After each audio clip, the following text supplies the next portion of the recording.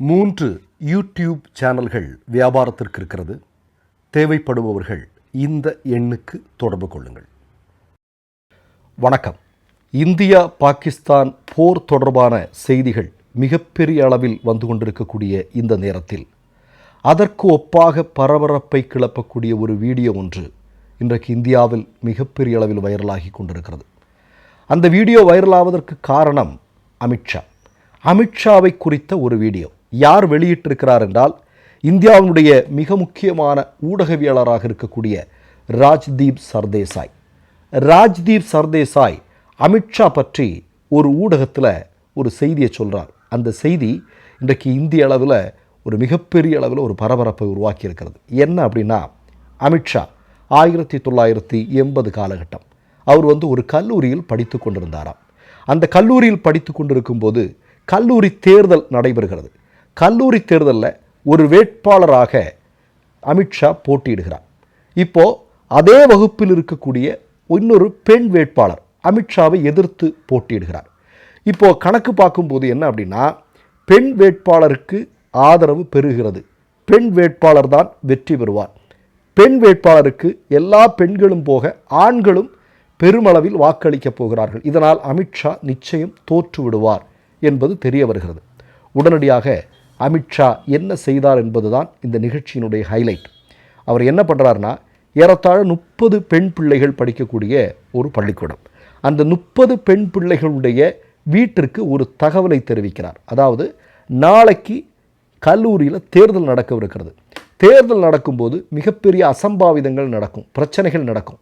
நீங்கள் அதனால் உங்களுடைய பெண் பிள்ளைகளை தயவு செய்து கல்லூரிக்கு அனுப்பாதீங்க, அனுப்பிட்டீங்கன்னா அவ்வளோதான் அப்படின்னு சொல்லிட்டு அந்த பெற்றோர்களுக்கு அமித்ஷா சொல்கிறார். இது உண்மை என்று நம்பிய பெற்றோர்கள் என்ன செய்கிறாங்கன்னா, இந்த பிள்ளைகளை கல்லூரிக்கு அனுப்பாமல் வீட்டிலேயே வச்சிருக்கிறாங்க. இதனால் அமித்ஷா 12 வாக்குகள் வித்தியாசத்தில் வெற்றி பெறுகிறார். நல்லா கேட்டுங்க, 30 பெண் பிள்ளைகள், அந்த பெண் பிள்ளைகள் வரல. அதற்கு ஒரு தந்திரத்தை அமித்ஷா செய்கிறார். இதன் மூலமாக அமித்ஷா சுலபமாக வெற்றி பெறுகிறார்.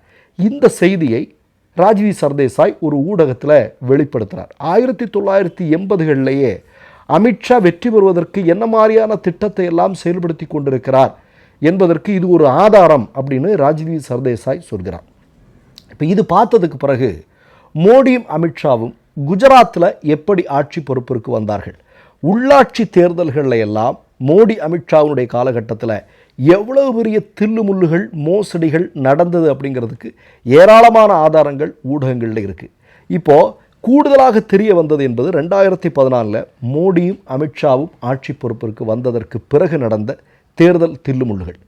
எந்த தேர்தலாவது சந்தேகத்திற்கிடமின்றி நேர்மையாக நடந்தது என்று மோடி அமித்ஷாவினுடைய வருகைக்கு பிறகு சொல்ல முடியுமா? சொல்ல முடியாது. இப்போ ஒரு சின்ன உதாரணங்கள் சிலது சொல்கிறேன். இவங்க 2 பேரும் ஆட்சி பொறுப்பிற்கு வந்தார்கள். வந்ததும் இவர்கள் சொன்னது என்ன? அமித்ஷா வடை சுடுவதில் கெட்டிக்காரர். அமித்ஷா இல்லை, ஆர்எஸ்எஸ்காரர்கள் எல்லாமே வடை சுடுவதில் கெட்டிக்காரர்கள். என்ன சொன்னாங்க? காங்கிரஸ் முக்த் பாரத் இல்லையா அப்படின்னு சொன்னாங்க. ஆனால் காங்கிரஸை ஏதாவது செய்ய முடியுதா? செய்ய முடியலை. இன்னமும் காங்கிரஸ் மிகப்பெரிய அளவில் வளர்ந்திருக்கிறது என்று தான் சொல்ல வேண்டும். இப்போ காங்கிரஸை அழிப்பதற்கு என்ன செய்யலாம்? ஏன்னா காங்கிரஸ் தங்களுடைய எதிரிகளாக இருக்கிறார்கள். காங்கிரஸ் இருந்தால் பாஜக இல்லாமல் ஆகிவிடும். இப்போ காங்கிரஸை அழிக்கணும். என்ன பண்ணலாம்?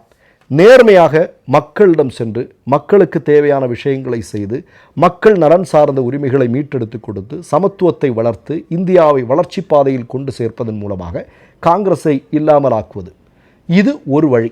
ஆனால் இது ஆர்எஸ்எஸ்காரர்களுக்கு தெரியுமா? தெரியாது. அப்போ அமித்ஷாவிற்கு ஐடியா. ஏன்னா 80களிலேயே வெற்றி பெறணும்னா என்ன வேணாலும் பண்ணுவேன், என்ன வேண்டாம், எந்த விதமான பொய்யை வேணாலும் நான் சொல்வதற்கு தயாராக இருக்கிறேன் அப்படின்னு ராஜ்தீப் சர்தேசாய் அன்னைக்கே சொல்லிட்டார். இப்போ என்ன பண்ணுறாங்க? காங்கிரஸ் கட்சியை உடைக்கிறார்கள். எப்படி? காங்கிரஸ் கட்சியினுடைய மிக முக்கியமான 10க்கும் அதிகமான முதலமைச்சர்கள் மிரட்டப்படுகிறார்கள், விலைக்கு வாங்கப்படுகிறார்கள். 100க்கும் அதிகமான எம்எல்ஏக்கள் மிரட்டப்படுகிறார்கள், விலைக்கு வாங்கப்படுகிறார்கள். ஏராளமான பாராளுமன்ற உறுப்பினர்கள் மிரட்டப்படுகிறார்கள், விலைக்கு வாங்கப்படுகிறார்கள். இதன் மூலம் காங்கிரஸ் கட்சியை இல்லாமலாக்குவது என்கிற திட்டம். ராகுல் காந்தியின் மீது வழக்கு, சோனியா காந்தியின் மீது வழக்கு, பணியாதவர்களின் மீது வழக்கு தொடுப்பது, இது மாதிரியான திட்டங்கள் எல்லாம் ஆரம்பங்களில் செய்யப்பட்டது. ஆனால் ஆரம்பத்தில் இது ஓரளவுக்கு வெற்றி மோடிக்கு அமித்ஷாவுக்கு கொடுத்தாலும் நிரந்தரமான வெற்றியை இது கொடுக்கவில்லை. காங்கிரஸ் வளர்ந்து கொண்டிருக்கிறது. பப்பு என்று சொன்னவர் இன்றைக்கு மோடியை விட மிகுந்த மக்கள் செல்வாக்குள்ள நபராக வளர்ந்து நிற்கிறார். என்ன செய்கிறது? வேறு வழி இல்லை. இப்போ என்ன பண்ணுறாங்க அப்படின்னா, இவரை ஏதாவது செய்ய முடியுமா, வழக்கு தொடுத்து நிரந்தரமாக சிறையில் அடைக்க முடியுமா அப்படின்லாம் பார்க்குறாங்க. அதெல்லாம் முடியாத போது தேர்தல் ஆணையத்தையும் அதே போன்று அது தொடர்பான அதிகாரிகளையும் தங்களுடைய கட்டுப்பாட்டிற்குள் கொண்டு வருவதற்கு முயற்சி செய்கிறார்கள். அது பெருமளவில் வெற்றி பெறுகிறது. ஏன்னா 2014 பிறகு 2019 பாராளுமன்ற தேர்தலிலிருந்து சமீபத்தில் நடந்த ஹரியானா மகாராஷ்டிரா சட்டமன்ற தேர்தல் முடிவுகள் வரை மிகப்பெரிய அளவில் மோசடிகள் நடந்திருக்கிறது என்பதை பல்வேறு நேரங்களில் பல்வேறு கட்சியை சார்ந்த நபர்கள் வெளிப்படுத்தி கொண்டே இருக்கிறார்கள். திடீரென்று 65 லட்சம் வாக்குகள் எப்படி? தேர்தல் ஆணையர் ஒரு கட்சி வெற்றி பெற்றது என்பது உறுதியானதற்கு பிறகு அந்த கட்சியை சார்ந்தவர்கள் வெற்றி பெற்றது செல்லாது என்று, பாஜக வெற்றி பெற்றது செல்லும் என்று சிசிடிவி கேமரா இருக்கும்போதே சர்வசாதாரணமாக சொல்லக்கூடிய காட்சியெல்லாம் நம்ம பார்க்குறோம். அது மட்டும் இல்லை, நீங்கள் குஜராத்தில் அமித்ஷா போட்டியிட்ட தொகுதியில் அமித்ஷாவை எதிர்த்து போட்டியிட்ட வேட்பாளர்கள் எல்லாரும் மிரட்டப்பட்டு வாபஸ் பெற வைக்கப்பட்டது. அது மட்டுமா புதுசாக ஒரு யுத்தியை கொண்டு வந்திருக்கிறாங்க. எப்படின்னா, ஒரு தொகுதியில் பாஜகவுடைய வேட்பாளர் நிற்கிறாங்க அப்படின்னா மற்றவங்களை எல்லாரையும் வெளியேற்றிட்டோம்னா தேர்தல் ஆணையம் சொல்லுது இந்த தொகுதியில் அவர் வெற்றி பெற்றார். அப்படி தேர்தல் வாக்குகள் செலுத்துவதற்கு முன்பே, ஜனநாயகத்திற்கான விஷயங்கள் நடப்பதற்கு முன்பே ஒரு நபர் வெற்றி பெற்றதாக அறிவிக்கப்படும். அப்படி 2 எம்பிக்களை பாஜக பெற்றது. இப்போ இது மாதிரியான பல்வேறு விஷயங்களை செய்வதன் மூலம் தான் பாஜக இன்றைக்கி எப்படியெல்லாமோ ஆட்சி நடத்திட்டு இருக்கு. 2 பேர் தோளில் போட்டு தான் ஆட்சி நடத்துது. இவ்வளவு பெரிய தகுடுத்தனங்கள் பண்ணதுக்கு பிறகு கூட இப்படித்தான் ஆட்சி அமைக்க முடியுது. ஒன்றுமில்லை, உங்களுக்கெல்லாம் நன்றாக தெரியும், காங்கிரஸ் கட்சியினுடைய வங்கி கணக்குகள் முடக்கம் செய்யப்பட்டது இல்லையா?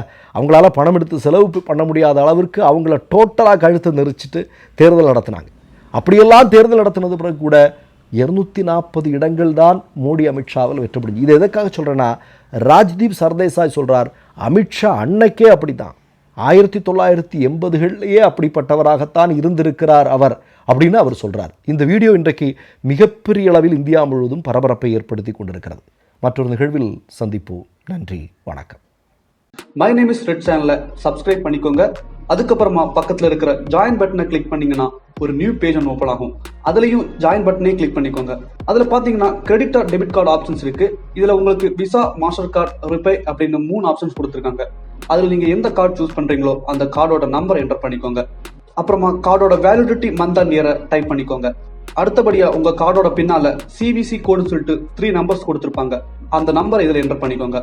அப்புறமா அட்ரஸ் அண்ட் இன்ஃபர்மேஷன் என்டர் பண்ணிட்டு பைங்கிற பட்டனை கிளிக் பண்ணிக்கோங்க. ஒருவேளை உங்க கார்டு நம்பர் இன்வாலிட்னு காமிச்சிச்சுன்னா உங்க கார்டுல இன்டர்நேஷனல் யூசேஜை எனேபிள் பண்ணுங்க.